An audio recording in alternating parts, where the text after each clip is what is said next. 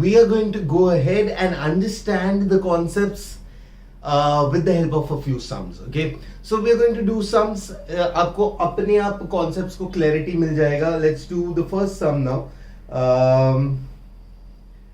So हमने last topic में क्या पढ़ा? Let's first understand the formulas that we learned about. We learned the formulas for vapor pressure. That is Vp. एक liquid के लिए हम लोग क्या लिखते हैं? या तो फिर Vp लिखेंगे या तो P not of that liquid लिखेंगे, बराबर. सो P not of A is the vapour pressure of pure liquid. This is a constant. For example, it changes with temperature.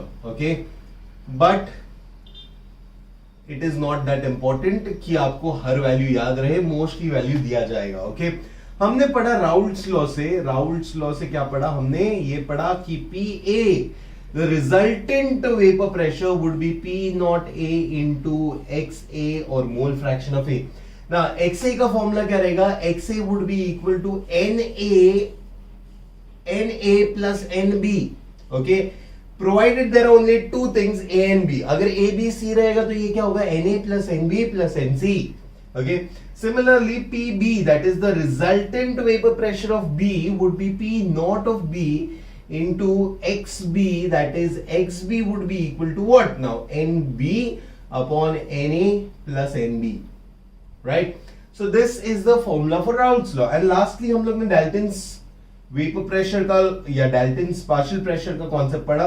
Dalton's partial pressure में क्या बोलता है करके? The total pressure of any mixture would be the pressure of A plus the pressure of B plus the pressure of C, D, E, F, G. Okay, so this will become P naught of A XA plus P naught of B XB. Okay, so let's do one or two sums quickly to understand. फिर बाद में हम लोग आगे भी कभी ना कभी questions करेंगे. Okay, so first question, right now let's go ahead.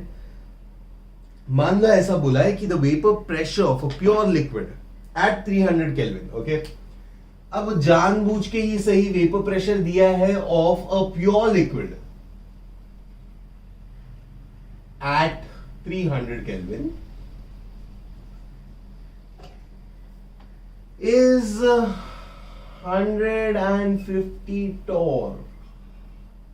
Okay, the vapor pressure of this liquid in solution,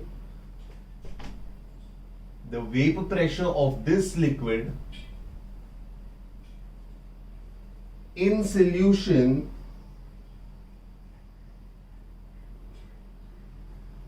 with B, with liquid B. Liquid B बोलने से क्या मालूम पड़ा? Liquid B बोलने से मालूम पड़ा that the substance, the solute was also volatile. Volatile, and it could be solute also, it could be solvent also, depends. Okay, अब कितना बोला है? Is 90 torr.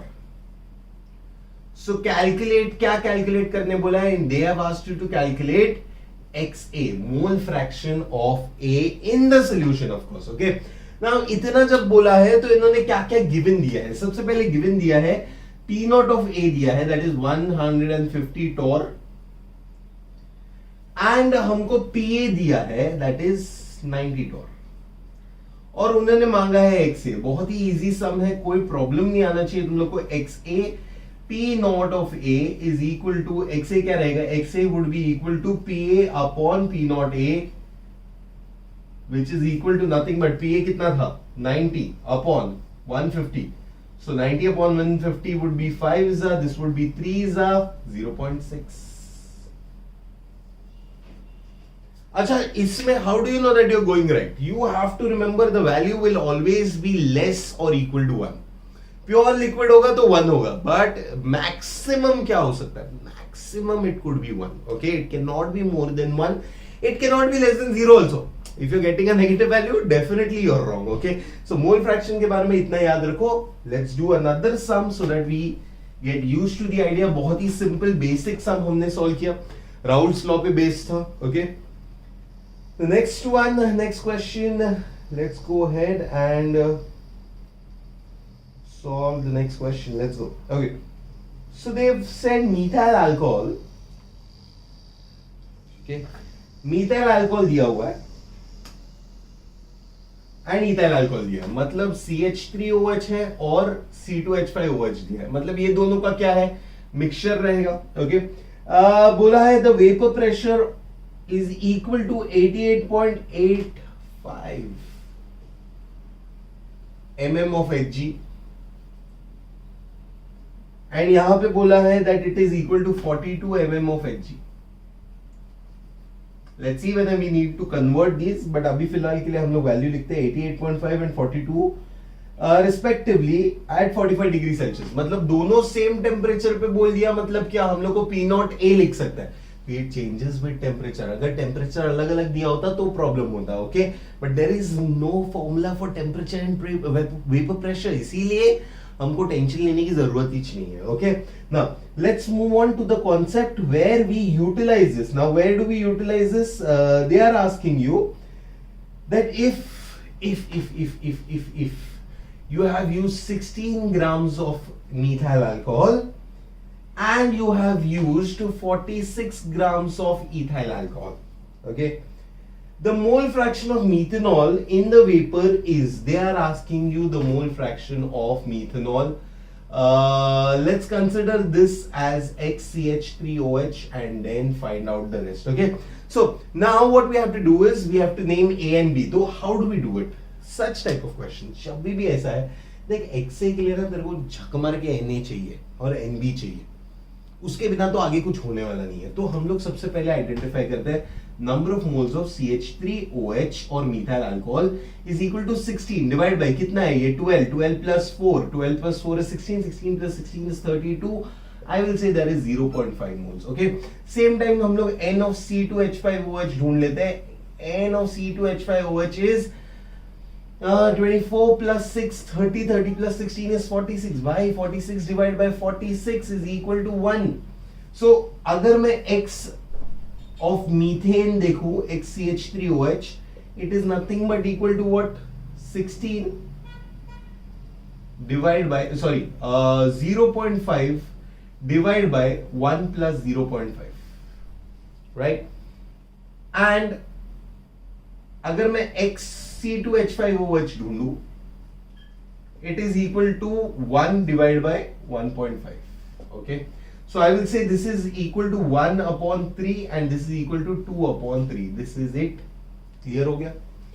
अब क्वेश्चन में ये एक चीज मांगा है, दूसरा चीज ऐसा मांगा जा सकता है PS क्या है. अब अगर PS चाहिए तुम लोग को तो PS कैसे ढूंढेंगे? How will you identify PS? PS का ये फॉर्मूला है, PS would be equal to P of CH3OH plus P of C2H5OH. अच्छा मेरे को बताओ इसमें सॉल्वेंट कौन है, सोल्यूट कौन है? सॉल्वेंट है ये 2/3 ratio. Ethyl alcohol is the solvent, this is the solute. क्यों? कम क्वांटिटी सोल्यूट, सोल्यूट का छोटा होता है क्वांटिटी और सॉल्वेंट का बड़ा होता है क्वांटिटी. ओके, सो अगर यहां पे हम लोग देखें P कैसे ढूंढेंगे हम लोग? P नॉट ए हम लोग को दिया हुआ है, P नॉट ए कितना दिया हुआ है? 88.5 दिया हुआ है, इनटू कितना होगा 1/3 प्लस ये दिया हुआ है 42 into 2/3. Let's solve this, this is no big deal. 3 को काटेंगे क्या हो जाएगा यहाँ पे? 6 2 18 6 0.16. ओके, 26.16 प्लस ये कटेगा तो क्या होएगा? 3 1s and then 4s 28 plus 26.16. The answer is PS is equal to 28 plus 26, 54.16 mm of Hg. Okay, this is your pressure of the solution. Now such type of questions will be there definitely, but हमको अभी ये concept को समझना है. What happens when you mix these solutes? Okay, now this is a very important concept to understand. Okay, let's assume this is your liquid, this is your container. अब इस container में A भी थे और B भी थे. The total A is XA and XA is nothing but N of A upon N of A plus N of B. वैसे ही XB भी होगा, XB would be equal to N of B, N of A plus N of B. अब जब इसको close कर देंगे और ये जब A और B दोनों इवेपोरेट होंगे तो there will be vapour molecules of A also and B also. Okay, now let's take an step back. Okay, यहां पे this is the vapour pressure of A. Now vapour pressure depends on two things. One is the temperature of the liquid and two, it's the nature of the liquid. Okay, let's assume that A is more volatile. Okay, so if A is more volatile, I will say the vapor pressure of A is higher. This is the P naught of A. बराबर. So यहां पे जो vapor pressure create हुआ है, this would be called P naught of A. Whereas यहां पे जो A create हुआ है इसको हम लोग क्या बोलेंगे, PA बोलेंगे. इसको क्या बोलेंगे, PA. बट यहां पे जो वेपर प्रेशर B के लिए क्रिएट हुआ है उसको हम लोग क्या बोलेंगे, PB. At the same time there will be a liquid with only B molecules. If there is pure B then there will be, ये जो रहेगा this would be equal to P not of B. Now I have already said that A is more volatile, so let's assume that B का vapour pressure is a little less. Okay, as compared to A, vapor pressure of B is less. Absolutely. When the vapor pressure of A is this in the pure liquid, okay, let's create a line here, okay, and try to make sense of this. Okay, let's assume this is X. Okay, this is the mole fraction line. यहां पे at this point I can say that XA is equal to 1 and at that same point I will say XB is equal to 0. So the vapor pressure, अगर मैं ये line join करूंगा तो मेरे को एक लाइन ऐसा मिलेगा, ऐसा वाला, कि जैसे जैसे X कम होगा, जैसे जैसे X कम होगा वेपर प्रेशर कम होते जाएगा. क्योंकि राउल्ट्स लॉ क्या बोला, राउल्ट्स लॉ बोला PB is directly proportional to XB. तो XB जब ये हाईएस्ट था तो PB भी सबसे हाईएस्ट था. एट द सेम टाइम मैं ये भी बोल सकता हूं कि जब यहां की बात की तो यहां पे PB is equal to P not B. And at the same time I can say P naught A is equal to 0. Why it will be equal to 0? P naught A कब equal to 0 होगा, क्योंकि XA जो है that is 0. So यहां पे XA क्या है, 0 है. तो अगर मैं ये लाइन ऐसे कंटिन्यू करूं, सॉरी थोड़ा टेढ़ा हो गया, अगर मैं ये लाइन ऐसे कंटिन्यू करूं तो मेरे को एक ऐसी लाइन मिलेगी. Now this is nothing but, ये जो गिर रहा है that is nothing but the P of A. And ये जो गिर रहा है that is nothing but P of B. P of B सबसे हाईएस्ट कब था, जब प्योर लिक्विड था. जैसे जैसे मिक्स होते गया उसका प्योरिटी कम हुआ, मोल फ्रैक्शन कम होते गया एंड उसका वेपर प्रेशर कम हुआ. एट द सेम टाइम अगर मैं इन दोनों को कनेक्ट कर दूं तो this plus 0 is equal to this much only, but this plus this, अगर मैं इसको इतने पार्ट को यहां पे ऐड कर दूं तो it becomes equal to this. So this is nothing but, this line here is nothing but PS, which is equal to P of A plus P of B. ये आपको समझा है क्या? PS कब और कैसे चेंज होगा? जब B ज्यादा होगा, B का क्वांटिटी ज्यादा होगा तो PS कम होगा, और A का क्वांटिटी ज्यादा होगा तो PS ज्यादा होगा. क्यों? क्योंकि A is more volatile. समझा? आई एम होपिंग आपको ये कॉन्सेप्ट बहुत ही इजी लगते होंगे. एंड अगर नहीं इजी लग रहा है तो पूछो, कमेंट में पूछो and ask me why sir ऐसा क्यों हो रहा है. I will try to explain myself better. Okay, so this is the concept which is very important. We did a few sums, we did the basics of it. Now let's just understand, before we go ahead, let's just understand what happens if it's a non-volatile solute. Okay, if it's a non-volatile solute, इसका मतलब क्या?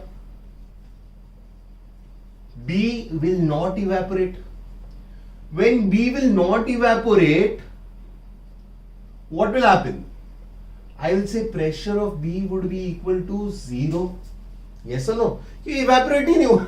अरे evaporate नहीं होएगा तो vapour pressure क्या होगा, zero ही होगा ना यार. सो अगर P of B is equal to 0, I can say for that solution PS is equal to PA plus PB. But my dear friends, PB is always equal to what? 0. So I can say PA can be written as P naught A XA plus 0.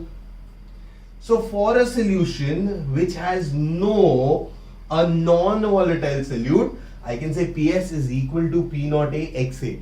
Now how does this make sense? Why is not PS equal to P naught A? अगर if PB is equal to 0, why is PS not equal to P naught of A? That is my question. Question समझा? अब इसके answer को समझने की कोशिश करते हैं. आंसर बड़ा इजी है. देखो क्या है कि आपके पास जो है लिक्विड ए था, ठीक है. अब इस लिक्विड ए में आपने डाला non volatile solute B. Okay, जब प्योर लिक्विड ए था तो हर जो मॉलिक्यूल सरफेस पे था वो किसका मॉलिक्यूल था? ए का मॉलिक्यूल था. तो जब वो इवेपोरेट हो रहा था तो जो प्रेशर आ रहा था that was P naught of A. But when you added solid B or let's say a non-volatile B, so some particles became B के particles. जो इवेपोरेशन पहले हो रहा था अब उतना नहीं होगा क्योंकि सरफेस पे अब कौन है? भी है. तो क्या होगा? There will be a lowering in vapour pressure. और यही है हमारा अगला topic, lowering of vapour pressure. क्यों होता है हमको समझ गया, क्योंकि सरफेस में अब ए ही नहीं बी भी है. And that is why there will be a lowering in vapour pressure. Now कितना लोअरिंग होगा, कैसे होगा, क्यों होगा, कब होगा, काय को होगा, क्या कुछ फॉर्मूला इसमें से बन के आते हैं, वो हम लोग पढ़ेंगे अगले वीडियो में. आई होप हम अभी कुछ क्वेश्चंस करेंगे कमेंट्स में या फिर मैं डिस्क्रिप्शन में कुछ क्वेश्चंस डालने की कोशिश करता हूं. You try to solve the questions and I hope आपको अब तक सब कुछ समझा है.